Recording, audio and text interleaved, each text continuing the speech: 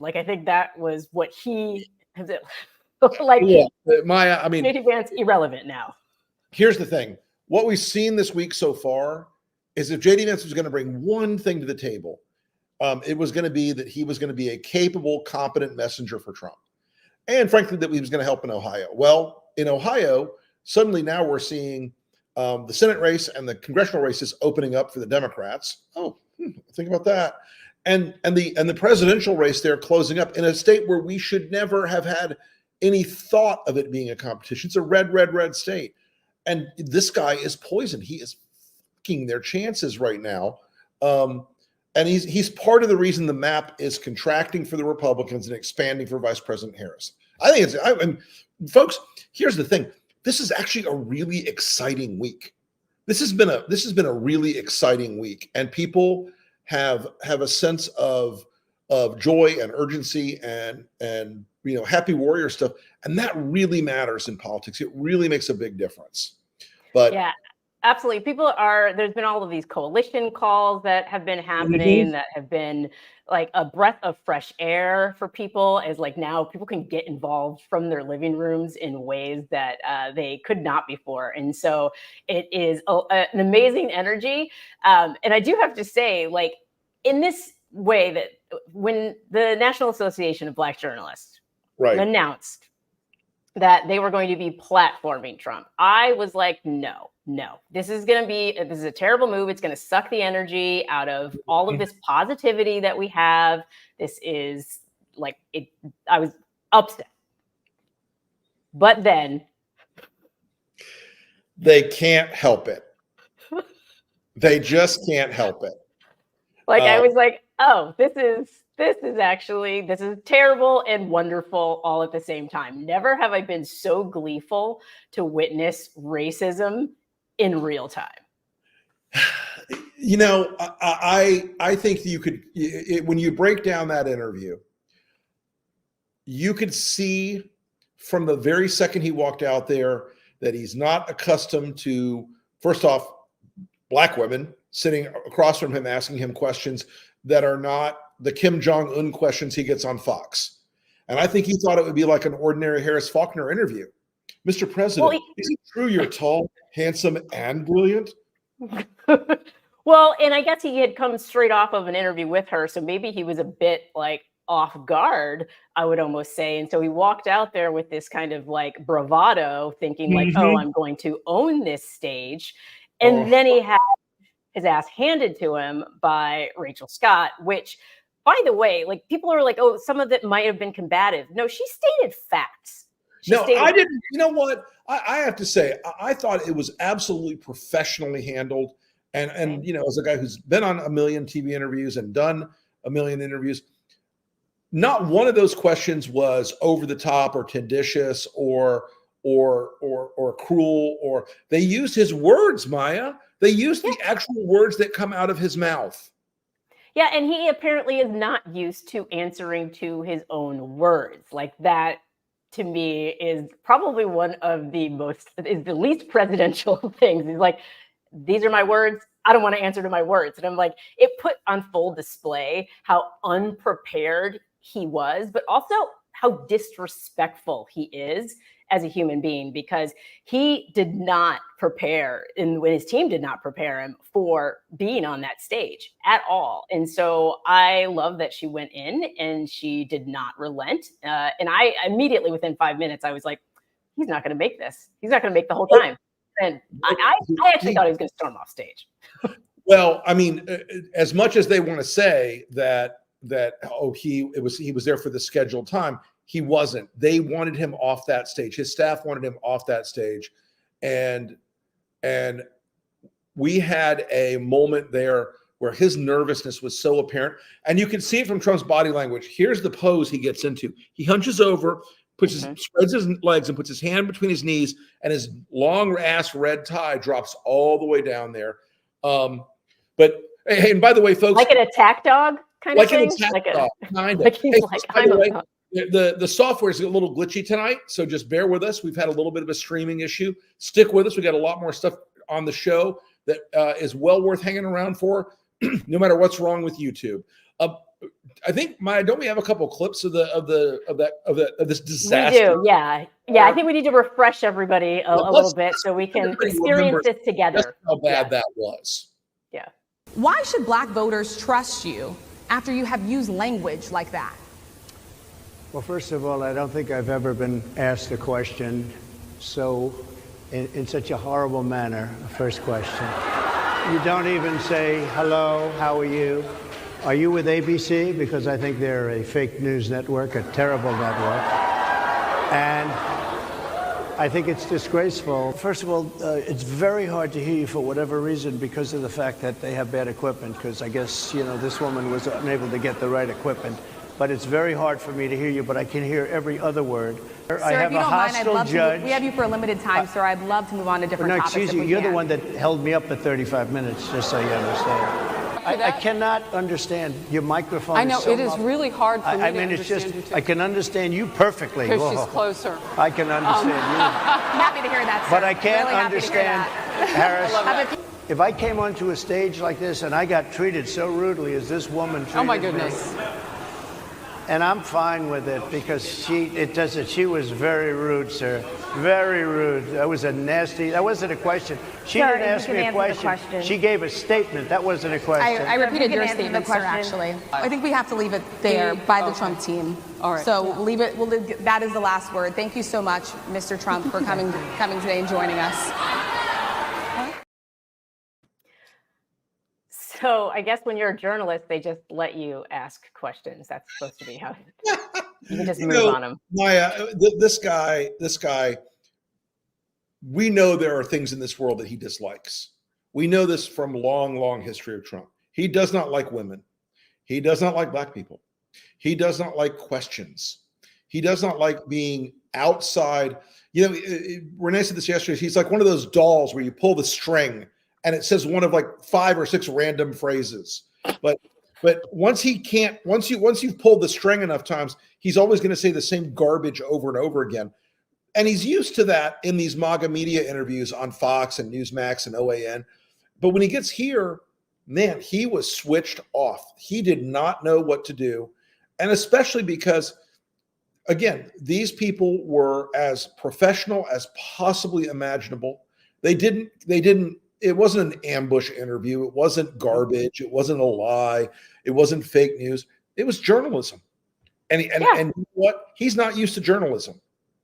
No, he absolutely isn't. And so it just goes to show you, though, what his leadership style is, because if he's unable to sit up there and defend his record or to speak about his ideals and his policies in a way that's not combative, I find it hard to believe all the people who say, oh, behind closed doors, Trump loves to take in constructive criticism. Oh, behind closed, he's always open to new ideas. I'm like, is it? Sure, Donald. But but Maya, I mean, and since that interview, Trump and Trump's campaign and Trump's allies, they're not quitting. They're like, hey, wow, we got in some shit for this racism. Maybe we should do more racism. Yeah, it almost feels like an all-in strategy because it is all they have at this point, because they can't walk back from any of it. Project 2025 is out there. Everyone hates it. And so really all they have is the ability to rile up their base around all of these racist tropes and to either drive enough negativity into the race that maybe people want to stay away. But this all-in strategy is delicious because it's not going to work. I mean, and we were talking about this before the show a little bit. The fact that Donald Trump, in the year of our Lord 2024 AD, does not understand that people can have multiple streams of racial components in their background is so mind-blowing that any of them think that that's a great political strategy, that I've had trouble like processing how dense, how much plastic jug vodka their mothers drank when they were in the womb to make them that damaged as human beings.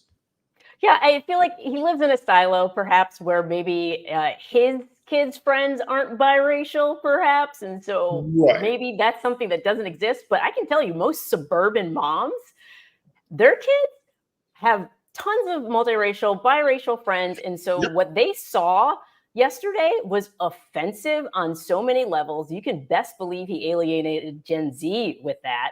And so you have whole families right now looking around going, wow, he really is that racist. All of this talk about unifying people, and please, Amber Rose, I keep going back to her little speech at the convention where she's like, he doesn't care if you're black or white or gay.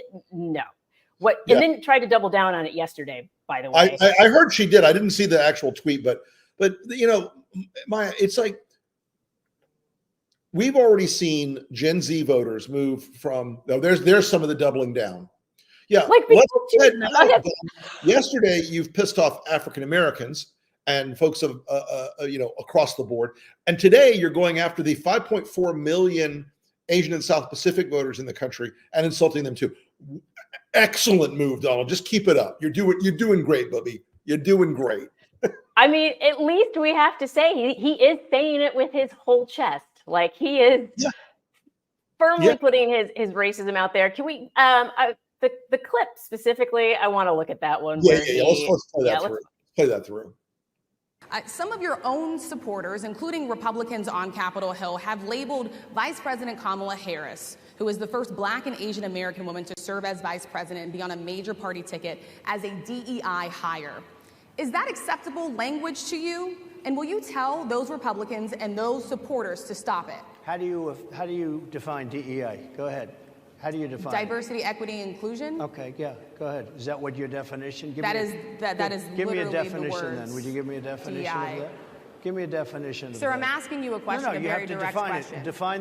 Define it for me, if you would. I just defined it, sir. Do you believe that Vice President Kamala Harris is only on the ticket because she is a black woman? Well, I can say no. I think it's maybe a little bit different. So I've known her a long time indirectly, not directly very much, and she was always of Indian heritage, and she was only promoting Indian heritage. I didn't know she was black until a number of years ago when she happened to turn black, and now she wants to be known as black. So I don't know, is she Indian or is she black? She has always identified as a black woman. She went to a historically black college. I respect either one, but she obviously doesn't, because she was Indian all the way, and then all of a sudden she made a turn, and she became a black person. Just to be clear, sir, do you believe that she is somebody should look into that too when you continue in a very hostile, nasty tone? It's a direct question, sir. Do you believe that Vice President Kamala Harris is a DEI hire, as some Republicans have said? I mean, I really don't know. Could be. The levels, you know how like in Disney movies, there's like different levels for everybody. Like there's like the more highbrow humor, and then there's like the slapstick stuff. And so it can hit all sorts of different audiences. Right. Oh yeah. He just hit so many levels of racism in so many different ways and angles that it was actually hard to keep up.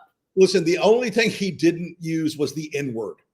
But it was the tip of his damn tongue, you could tell. Just as a lot of his allies and supporters who now use the phrase DEI when they can't say the N-word. Oh yeah, we know what they're saying. And folks, you should always remember this. When you hear a Republican say DEI, that's the N-word. Just put it in your head, because that's exactly, they know they can't get away with saying that word, but they sure as hell want to. Yeah, they really do. And they shifted from woke to DEI. And we had critical race theory in the middle there for a minute. But what's interesting to me too about the weight, because the real question was, are you going to you're going to round up your party? Because remember, they had already issued a memorandum of stop being so racist. Right. When you have to tell your party to stop using words like colored, you should really think about, is that about your party? Yeah, you just might be a racist. Yeah. So it's like, it seems like this whole past week, they tried to put out that memo and everybody got the memo and they're like, I don't know what this means to not be racist. I don't think I can actually do that. Right. And so they just were like, F it. And they like just tossed it out. And really, from a Fox News host saying she was at a colored sorority last week to this montage we're going to show you guys. And this is, we're going to roll a piece of tape here for you. This is like 1/10 of what we saw this week from these crazy MAGAs trying so hard to communicate, to remind people that Kamala Harris is in fact black. It's because it's very scary, obviously, to Karen and Ken in their suburban home somewhere to hear that on Fox a million times. But let's roll that tape. And again, this is like a 10th of them. It's never the Republicans who ever bring up race. Is she Indian or is she black? She was Indian all the way, and then all of a sudden she made a turn and she became a black person. Just to be This woman, this disaster whose only qualification was having a vagina and the right skin color. Either Kamala Harris, she's the original Haktua girl. She's never earned or won anything. Pimp's trying to find a woman that's weak. You know what I mean, man?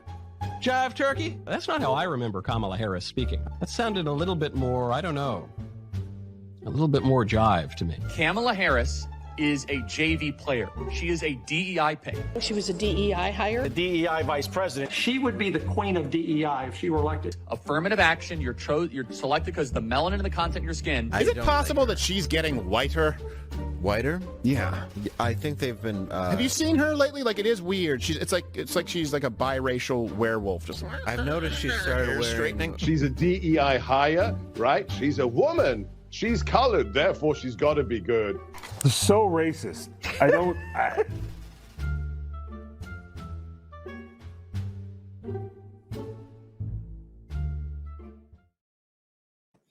Folks.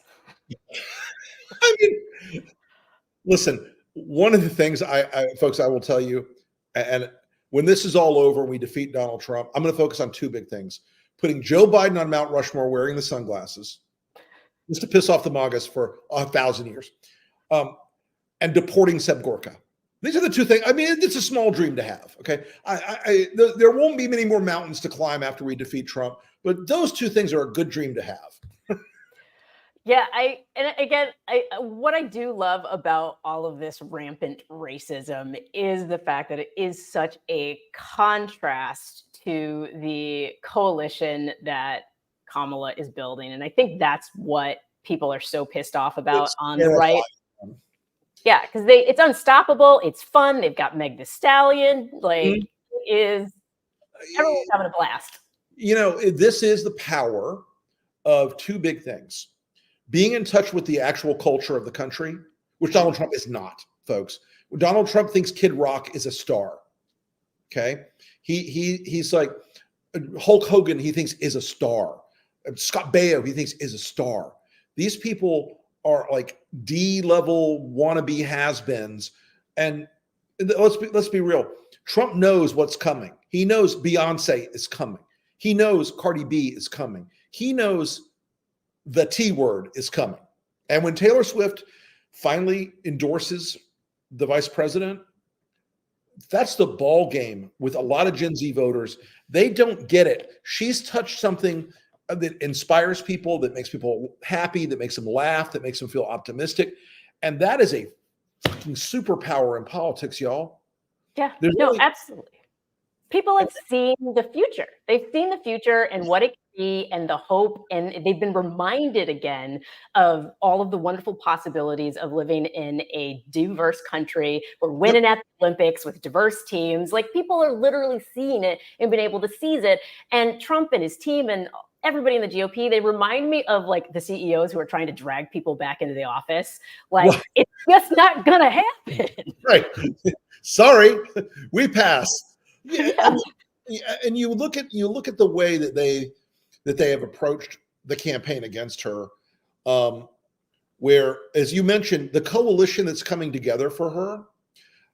First off, folks, we went from 6% with under 30 voters with Joe Biden, a 6% advantage.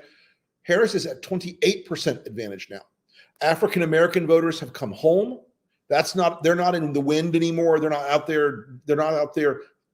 Trump curious anymore. We are seeing Republican women, and I hate to tell my Republican friends, but around 30% in the latest surveys of Republican women are pro-choice, and they're with her. They don't want to be in the world where Donald Trump and Mike Johnson and Ted Cruz and and all these weirdos monitor their periods and tell them where they can and can't travel. So she's building a coalition, and it's not just the Republicans are like, oh, it's all, identity politics. Well, not when the identity is everybody. You know what the main identity of her identity politics is right now? American. Yeah. And folks, we are the mutt country. We are the amalgam. We are the everything, country for good reasons and terrible reasons. But we are now, that melting pot is really a big gumbo. And I love gumbo. I love gumbo. Who doesn't love gumbo? I make a good gumbo. You got to come to the house. I make good gumbo. I will definitely be there.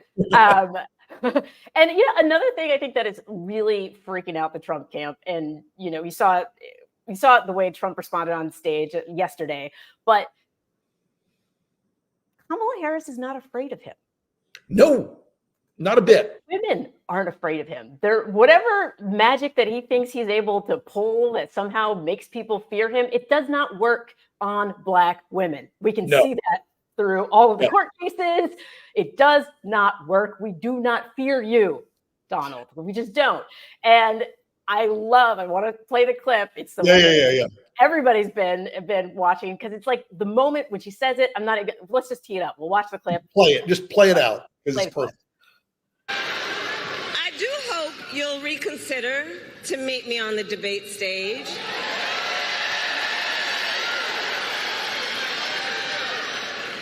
Because as the saying goes, if you've got something to say, say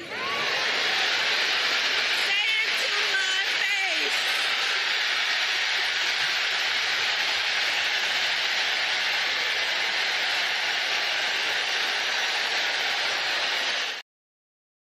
What I love is the smile as she says it. That's the beautiful part of it, Maya. She knew she had the hook in his mouth the minute she started that. She knows that Donald Trump is a chicken, that he doesn't want to debate her, that he's terrified of being on stage with her. He is absolutely shaking in his depends that he's going to have to stand next to her and she's going to whip his ass up and down that stage. He is petrified of that. And you know what? That event was put together, folks, in 3 days. Had Megan Thee Stallion come in. It had 11,000 incredibly excited, enthusiastic people walk in that door. It had Quavo was there. Right? It became an event where you also saw her looking absolutely presidential. And I say this as a pictures guy, as an ad guy, as an advanced guy. She was perfection. The suit, the hair, the makeup, the lighting, the staging. And by the way, you know what I noticed in that arena, Maya? Every flag was an American flag. It wasn't a flag with Trump's face on it. Right. It wasn't some distortion of the American flag. She is owning the look and feel of being presidential in a way that I don't think anybody in the Trump team could have ever expected. They are absolutely on their asses trying to figure this out, and it's kind of glorious. Yeah, and right down to using freedom to walk out to. I mean, it is a picture perfect, TV perfect kind of moment. And, and it was a very memeable situation as well, because you had the kid, I think he's the head of Young Georgia Democrats, who was like rapping along to Kendrick Lamar at one point. And it's like, this is just like feel good politics. And it's what people have been craving. And you can't beat that. And that's, I said earlier, it's like, you can't beat say it to my face energy. You just can't. No, you can't beat it. And Trump, you're exactly right, Maya. Black women are not afraid of him, and that should lead everybody to not be afraid of him. Okay. He is not somebody you should fear anymore. He's a weak fool. This guy is not what he was. He's not the badass that he used to be in the minds of Americans. This guy is weak. We can beat him. She knows she can beat him. That's the other thing you can see in her eyes and on the stage. She knows she's going to beat this guy. She knows it. Absolutely. And the rest of America knows it too. And I think it's emboldened people in a positive way because now everybody is walking around their house going, say it to my face, say it to my face. Like, that's everybody's mantra, like the whole, like in the mirror where it's like, are you talking to me? I'm looking in the mirror going, say it to my face, because so many people have had to deal with all these keyboard warriors over the years, all of these emboldened racists running people out of their jobs, running people off of online platforms with constant harassment. And all of a sudden, Kamala gets up on that stage and she says it, and she gives permission to every woman who has had to deal with this kind of misogyny. She gives permission to say it to my face. And I was like, hot damn, she's winning this thing. Yeah. And you know what? The idea that Republicans think they're going to beat her on the border and inflation, when you've got something that is changing people's hearts and minds and inspiring them. Look, there were two presidents in my lifetime that did that with voters. Barack Obama and Ronald Reagan. Opposite sides of a million things, but they both got out there and people felt like there was something about those two men that would change their life for the better, that made them feel optimistic about America. And they're from different eras and different perspectives and all that stuff. But she's got something that has captured this moment, I think, in a way that nobody expected. And it captured this moment of Trump's weakness is more apparent by the day. The fragility of his shtick and his stupid act that he does is more played out by the day. This is like, aside from Trump rallies, where Kid Rock plays, folks? Fucking county fairs. That's where Donald Trump is. He's a Borscht Belt comedian now. He's fading. He's dying off. Nobody really gives a shit anymore. And it's breaking down around him, and he hates it. And the thing he hates the most about it is it's being done to him by a 57-year-old African-American woman who does take no shit from him. Hates it. And it's not all vibes, everybody, because a lot of people are like, oh, don't get too excited. It's all vibes. No. According to vote.org, more than 100,000 people registered to vote within, I think it was within an hour, days of the Harris. And trust me, folks, those people weren't out going, I better register to vote for Mr. Trump now. No. I don't know. Look, we're now 2 weeks into this. We are going to get a vice presidential announcement next week. That's going to get busy and loud. Folks, the great thing about the vice presidential announcement that's coming up is that every single person you've heard of who could be a potential VP, Kelly, Waltz, Brashear, Shapiro, all of them, okay? If they were dead drunk with a bag over their head, they would be a better VP candidate than J.D. Vance. I promise you, no one's ever going to be able to search for any of those guys and find anything about couch fucking or dolphin fetishes or any of that other stuff. None of it. It's all going to be the contrast is going to blow you away. I don't know who she's going to pick. We have some ideas. There's a lot of rumors. We won't know till we know. Okay, and everybody should stop trying to game it out. They're going to make a decision among a pool of extraordinarily good people who will be extraordinary vice presidential candidates and extraordinary leaders when she's elected. So. Yeah, and I'm excited for the momentum because when that's announced, we're going to get another wave of momentum and enthusiasm. And so, because I look at all the different candidates and I get excited about all of them. Like it's almost like that embarrassment of riches you're talking about, because it's like, oh, I like him and I like him and it could be him. Right. And so I think somebody asked me to make the case the other day, like, which one's the best? I'm like, I can literally make a case for every single one of these candidates that is robust, that is mathematically correct about how they'll help the ticket, but they're all good. They're all fine. Good. You got a million reasons and ways, and every one of them on this, well, except maybe Bashir, but all the main ones on the list, okay, Waltz, Kelly, Shapiro, they all make a change in the electoral college map to the good. And Donald Trump, if any one of those states gets plucked away from Trump, so Shapiro helps a lot. He's got a 62% approval rating. I promise you that helps in Pennsylvania. You take Pennsylvania out of the Trump equation, and he has to run the rest of the board. You take Arizona out of the equation, he has to run the rest of the board. You take Wisconsin or Michigan or both, you take both Wisconsin and Michigan out of the equation, Trump's in deep water. I mean, they went from having 25 or so paths to victory. Right now, it's down to about 7 or 8, and it may be even smaller than that by next week because the numbers are not in Trump's way.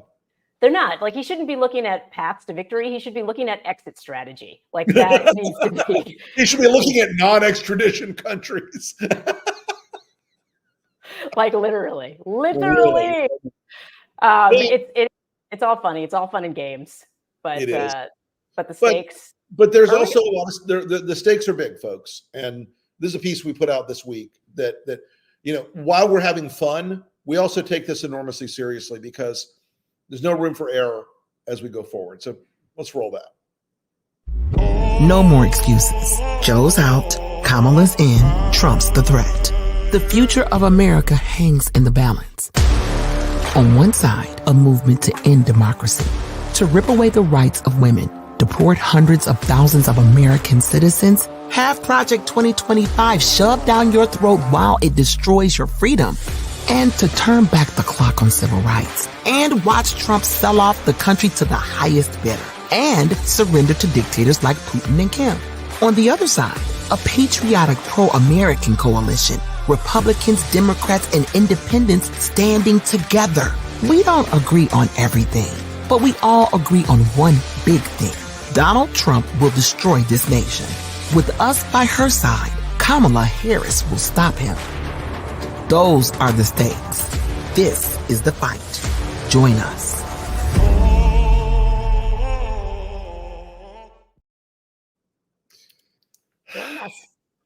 Folks, do us a big favor. We had a little weirdness on the stream tonight. Do us a big favor. Go out to YouTube, subscribe to the channel, the Lincoln Project channel. Click the bell so you'll always get notified when we're on the air. And we'll be doing more on-air stuff as we go forward because Maya and I might be somewhere that rhymes with schmemocratic. Shimago. Yeah. We're going to be doing more live stuff. So go do us a favor. Go out to YouTube, click subscribe, click the bell so you know when we're coming on the air. It really helps the algorithm. It really helps get the message out. We would appreciate it very much. You can also hook up yourself for all of our information that flows out every day on our Twitter feed, on our TikTok, where our trolling operation is apparently magnificent. I am 60, so I don't do TikTok. We're on Instagram, Facebook, Twitter, TikTok. We're on stone knives and bearskins. We're on tablets etched in a mysterious set of runes found deep in a Viking burial ground. We're everywhere. Go out, sign up, get involved. We love you all. Thank you so much. We'll see you next week. See you next week.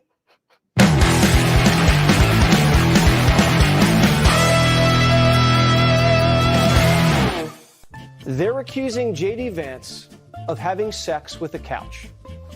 Not on a couch, with a couch. It's a weird thing to do.